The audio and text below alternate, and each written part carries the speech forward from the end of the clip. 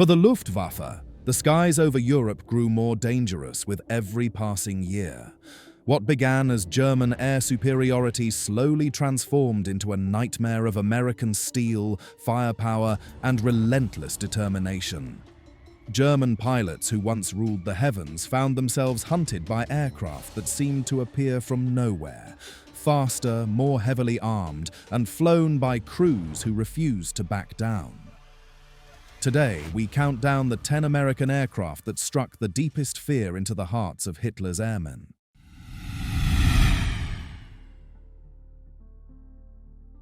The rumble started as a distant thunder, growing louder until it shook the very foundations of German cities below. When Luftwaffe pilots spotted the distinctive twin tails and high-mounted wings of a B-24 formation, they knew they were facing America's most produced heavy bomber and one of its most stubborn.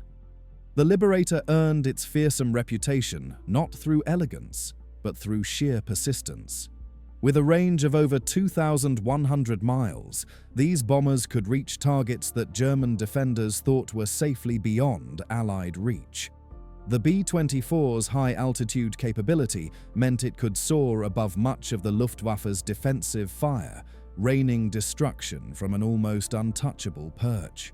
German pilots quickly learned that attacking a Liberator formation was like attacking a flying fortress of steel and fury. Each B-24 bristled with up to 10 50 caliber machine guns, creating overlapping fields of fire that could shred attacking fighters. The famous raid on the Ploesti oil fields in Romania demonstrated the B-24's reach and determination, flying 1,350 miles to strike at the heart of Germany's fuel supply. But what truly terrified German defenders was the Liberator's production numbers. American factories were churning out these bombers faster than the Luftwaffe could shoot them down. For every B-24 that fell, 2 more seemed to take its place. To German pilots, the Liberator represented America's industrial might made manifest, an endless stream of bombers that would never stop coming.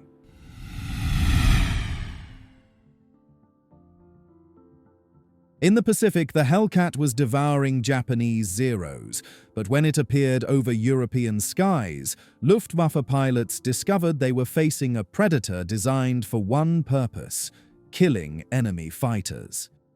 The F-6F Hellcat was built like a flying tank with the heart of a racehorse. Its 2,000 horsepower Pratt & Whitney engine could push the fighter to 380 miles per hour, while its rugged construction could absorb punishment that would down lesser aircraft. German pilots who engaged Hellcats quickly learned that this wasn't just another American fighter, it was a purpose-built killer. What made the Hellcat particularly feared was its pilots' aggressive tactics. These weren't green recruits learning to fly. They were seasoned veterans who had cut their teeth in the brutal air battles of the Pacific. When they brought their expertise to European skies, they brought with them a level of aerial combat experience that German pilots found unsettling. The Hellcat's 6.50 caliber machine guns could tear through German aircraft with devastating effect. Its pilots had perfected the art of high-speed diving attacks, using the fighter's excellent diving characteristics to strike hard and fast before German defenders could react. The psychological impact was immense. German pilots never knew when a Hellcat might come screaming out of the clouds above. For the Luftwaffe, facing a Hellcat meant confronting an aircraft that had already proven its dominance against some of the world's best pilots. When you're dogfighting with a fighter that boasts a kill ratio of 19-1, fear becomes a very rational response.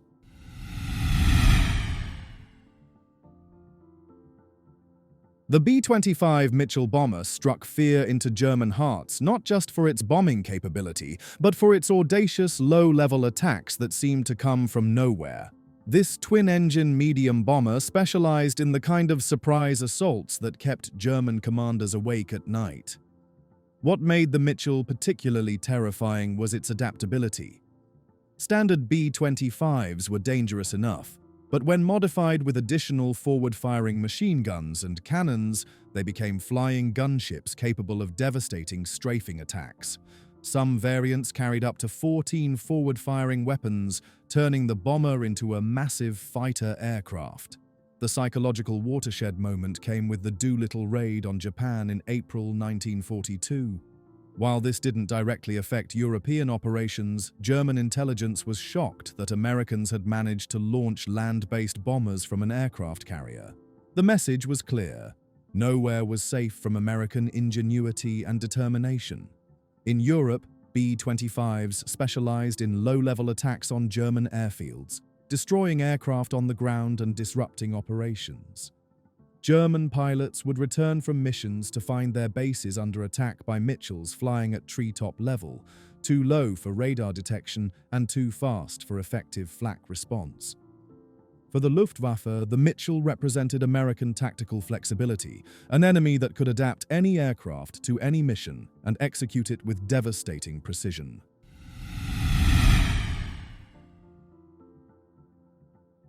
Imagine being a German pilot and seeing what looked like a flying bathtub diving toward you at 400 miles per hour, bristling with 8 .50 caliber machine guns.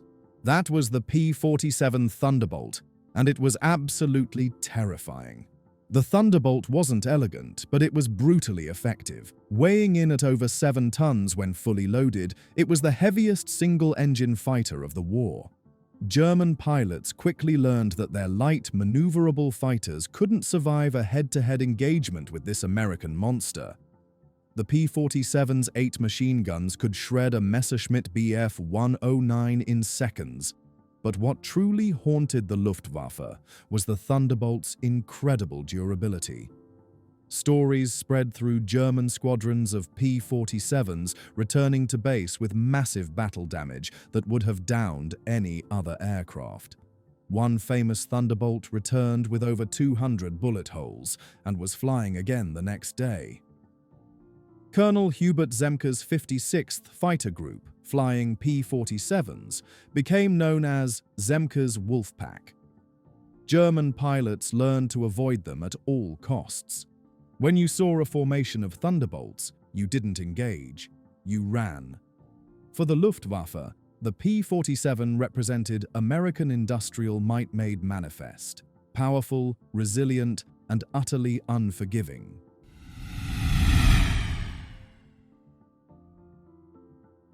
The distinctive twin-boom silhouette of the P-38 Lightning struck fear into German hearts for one simple reason. It meant death was approaching at 400 miles per hour, and there was nowhere to hide. German pilots gave the Lightning a nickname that spoke volumes about their respect and fear.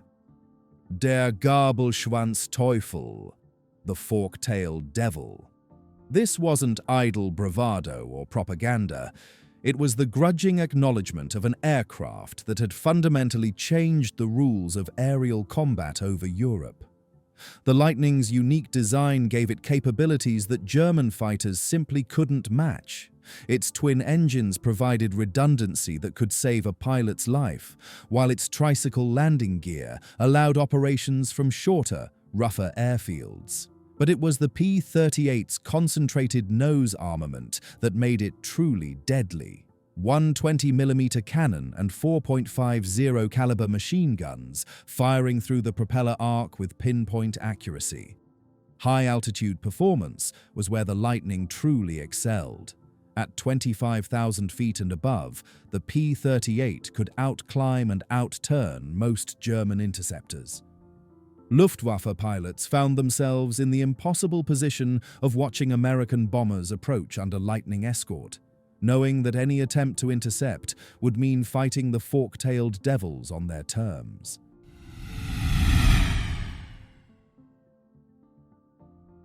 Though primarily associated with the Pacific Theater, the mere existence of the B-29 superfortress sent shockwaves through German high command and Luftwaffe leadership.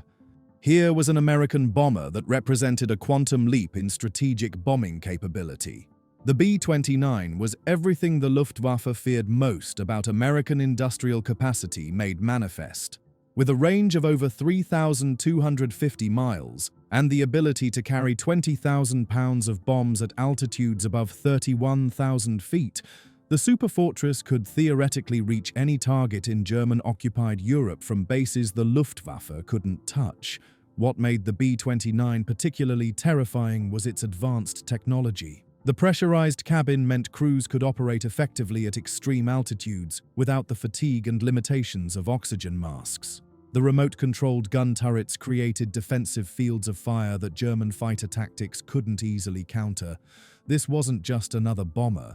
It was a glimpse into the future of warfare. German intelligence reports about the B-29's development created genuine panic in some circles. If America could build bombers with this capability, what did it mean for Germany's ability to defend itself?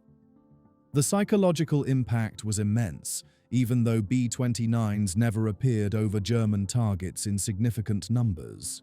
For Luftwaffe planners, the B-29 represented their worst nightmare, an enemy bomber that could operate beyond the reach of their defenses while delivering devastating payloads. The superfortress embodied everything German air leaders feared about American technological and industrial supremacy.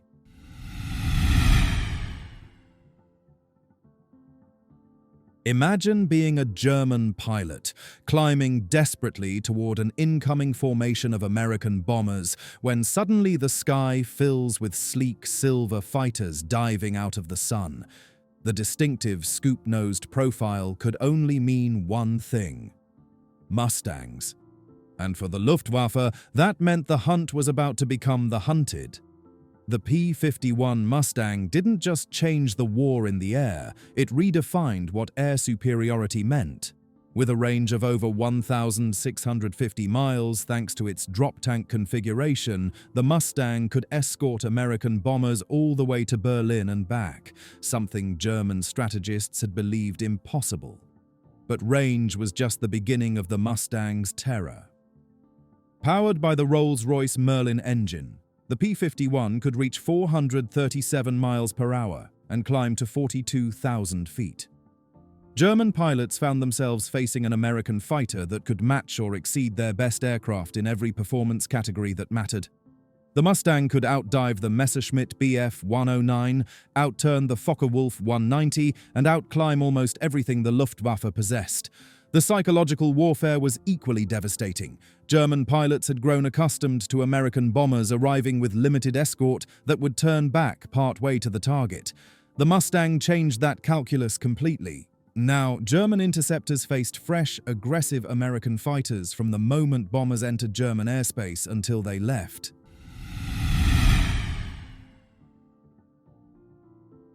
When German radar operators detected incoming A-26 invaders, they knew they had minutes before hell arrived at 350 miles per hour.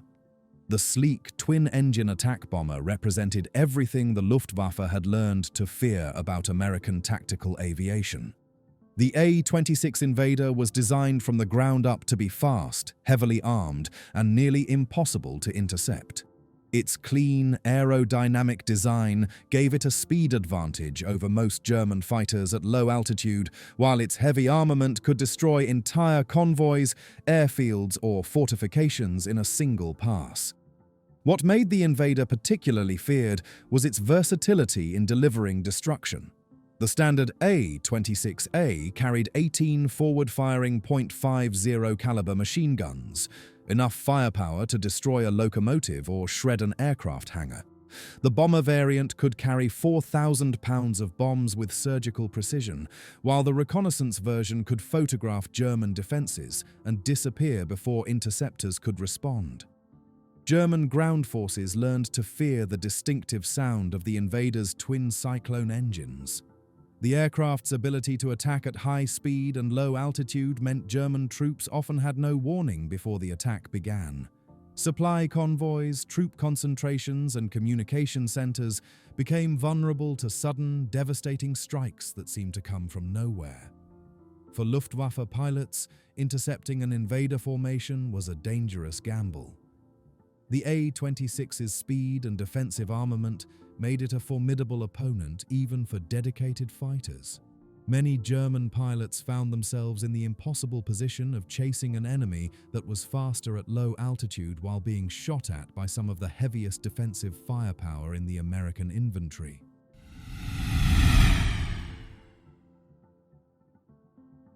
The B-32 Dominator flew so few missions over Europe that many German pilots never encountered one, and those who did often wished they hadn't. This massive four-engine bomber represented American strategic bombing capability pushed to its absolute limits. What made the B-32 particularly terrifying wasn't just its size, though at 83 feet long with a 135-foot wingspan, it dwarfed most German aircraft, but its advanced defensive systems. The bomber featured remotely controlled gun turrets with sophisticated fire control systems that could track and engage multiple targets simultaneously. German fighter pilots found themselves facing defensive fire with an accuracy and coordination they had never experienced. The Dominator's high-altitude performance was equally impressive and frightening. Capable of operating effectively above 30,000 feet while carrying up to 20,000 pounds of bombs, the B-32 could strike German targets from altitudes where Luftwaffe interceptors struggled to operate effectively.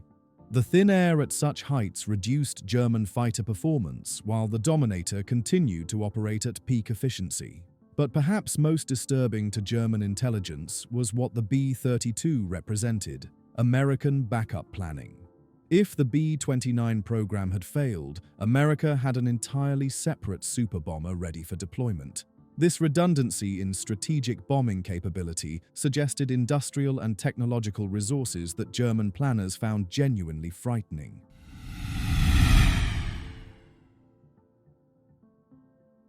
There was no mistaking the sound. 4 Wright Cyclone engines, synchronized in a deep, unrelenting harmony that German soldiers soon learned to associate with approaching death.